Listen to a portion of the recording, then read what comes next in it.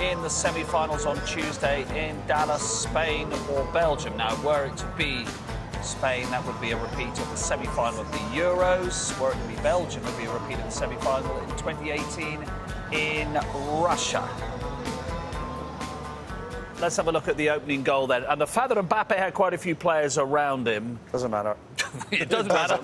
You can have 25 around him. Yeah. The great players decide what they're going to do with the ball. And we've seen here again, these aren't even chances, obviously. And eventually when we see it does break to him. And of course, Morocco, as usual, have got plenty of bodies back. You're just trying to battle for second balls. And even there, if you stopped it there, you go, listen, there's no danger. But what these great players do, they dictate what they're going to do. 4 players around him there, and, right? you know, and I can be critical of defenders and maybe not trying to kind of get closer, but they're frightened to death also that he could spin him and run him behind. So the defenders don't know what to stick or twist. Even here, you're looking at the defender going, can you stick your leg up even? But they're half frightened to death of what to do. Because he's made himself smaller, Dion, yeah, of course, he? which is getting... But you're thinking, get your leg up to block it, but then you think you put your leg up to block it, he kind of maybe go past you. So players don't know what to do. He's in charge of every situation. He looks like he's more afraid that the ball's going to go through his legs, because we know when the ball goes through the legs, it normally beats the keeper. Like, he was in two minds. He didn't know what to do because it's Mbappe. He could go on his left, he could go on his right. And is that what happens, that great players completely befuddle the opposition? Is that what happens? Yeah, absolutely. You know, you look at maybe a R9, a Thierry and Mbappe. Once they get you in that position, you're literally at their mercy. When they are inside the box, it's quite really difficult to touch them because they've got so much pace and really good on the ball. So, as a defender, you don't want to be too close because he will be passing you really quickly. So you'd want to create those distances and to force him to pass the ball. But at the same time, when you create those distances, you allow him to take the shot and then he score the goal. And some of these are really good defenders, but they also don't want to be made a fool of. Because what happens when they do get too close, as I said, he'll just do a spin, he'll do a trick, which you've seen already. And the type of goals he's getting in this tournament, running behind people, shooting on the edge of the box.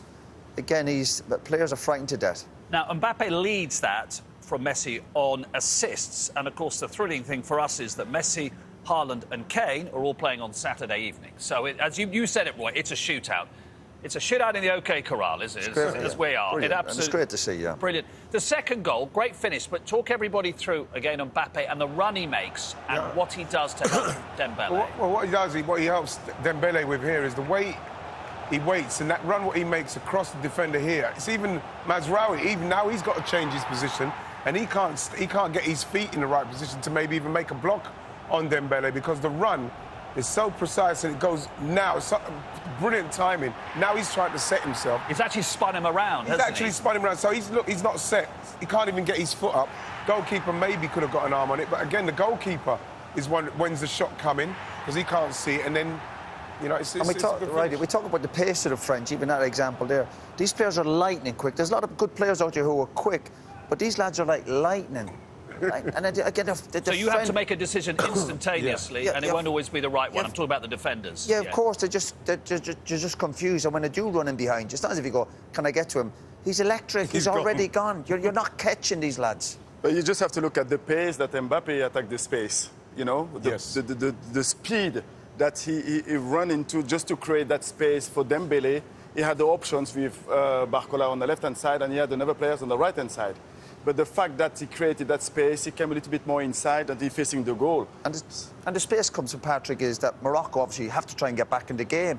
But when they lose on the halfway line, it's as if you're in trouble already. You're on the halfway line. They're certainly going to create a chance or get a shot on target.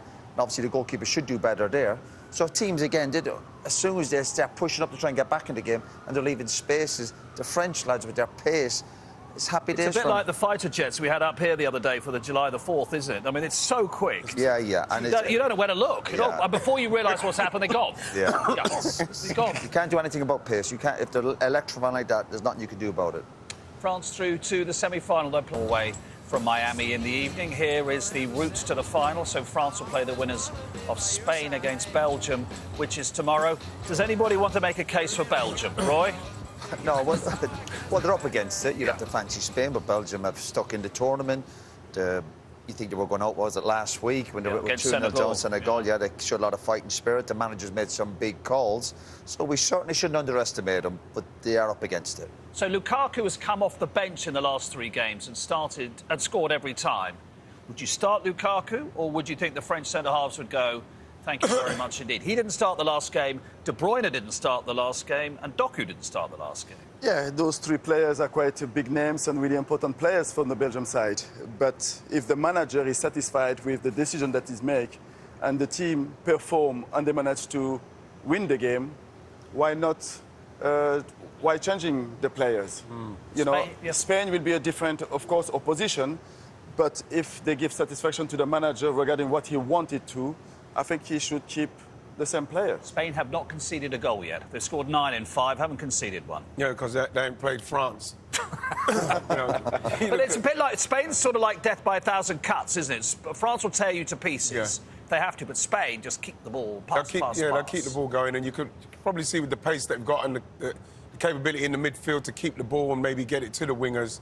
You know, they can go short or they can go long. You know, you'd have to see if they can implement that against a France side. But France are, in any situation, you feel like, again, it all focuses back on their front men and what they're capable of doing, even when the game's not going in their favour. You think Spain comfortably against Belgium? Yeah. Yeah. Yeah, I do, yeah. I mean, it feels that way, doesn't it? Yeah, I don't know about comfortably, because, again, we got to give credit to Belgium. They're showing a bit of fighting spirit. Yeah. Again, the manager's made some big calls. But, yeah, maybe just edge it to Spain, because, listen, they know how to win big matches, and the European champions for a reason. So, yeah, just edge it to Spain. I mean, there's a feeling about Spain is they're such a complete team, aren't they? They won 2 years ago. That means a lot, Patrick, doesn't it? Because you know what it's like when you've won something, you have an extra level of confidence and there's a balance to their team. It's hard to find a fault with them, isn't it, with Spain? Yeah, it is. You know, before the competition, I think we were all convinced that Spain will be in the semi-final or the quarter-final. Big nation of football. But I think, you know, France will not going to have any kind of issues playing against them. Because I think that France is a better team today than they were 4 years ago. Yeah. But I don't think Spain were the better team today than they were 4 years ago. So I think... you know, they still have, of course, Yamal. Look at that smile. I'm listening to you. But I think... They've got to beat Belgium first, though, Patrick. They will have to, but I don't see anybody really stopping the French team going to the final. OK. All right. Well, we'll see. We're going to take a quick break, and when we come back in the... Kylian, thank you very much for the emotion conveyed. How are you feeling? We indeed were worried when we saw you sitting on the pitch. Please reassure us. Well, I had a little knock on the ankle, but everything is well now. JP was feeling better for the remaining 15 minutes, and he was able to play a bit. What is the secret of the French team? We've seen in your attitude, in your looks, that you do never give up, even when you are leading. We've mentioned that you are on a mission, and I don't really know what else to say. Looks that tomorrow's game to know who's the opponent is. Was it tough to see Ashraf sad at the end of the game? No, it wasn't. It will be harder when we'll meet in the changing rooms, because obviously then we will become friends again. On the pitch, we were here both to win. When I see him in the changing room, yes, I will have some feelings, because he's a dear friend of mine. Thank you very much, Kylian. Yes. So obviously he's got the confidence to do it again, but it is unfair because it's a pressure situation. Why he has to wait over 3 minutes?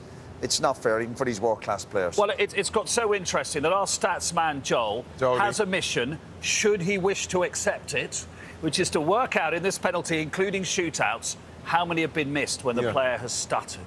Well, it does just seem an awful... A third of all penalties have been missed in this World Cup. 21 out of 60.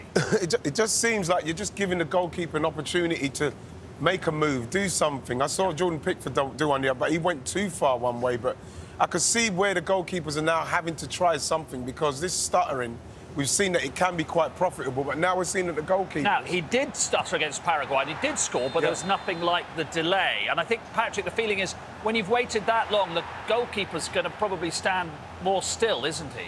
Yeah, I think the delay gives a little bit more stress on the players. And the difficulties is to understand why there's so much delay in the penalty that was quite obvious.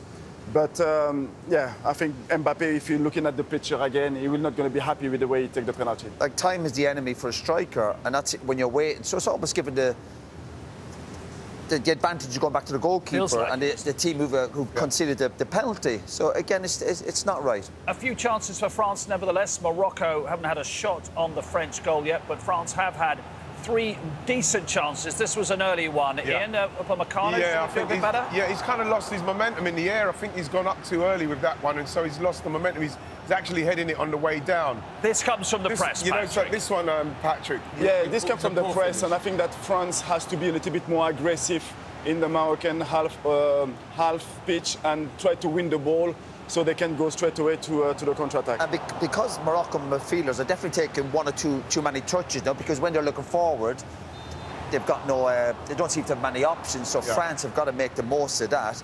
But Morocco have got to do a bit more. They've got to try and lay a go on France. I know it's hard going, and France has created 3 or 4 chances. They've not got going yet, but Morocco have to do a bit more in terms of going forward. But right, we're speaking. All they've got is a Keane out on the right side.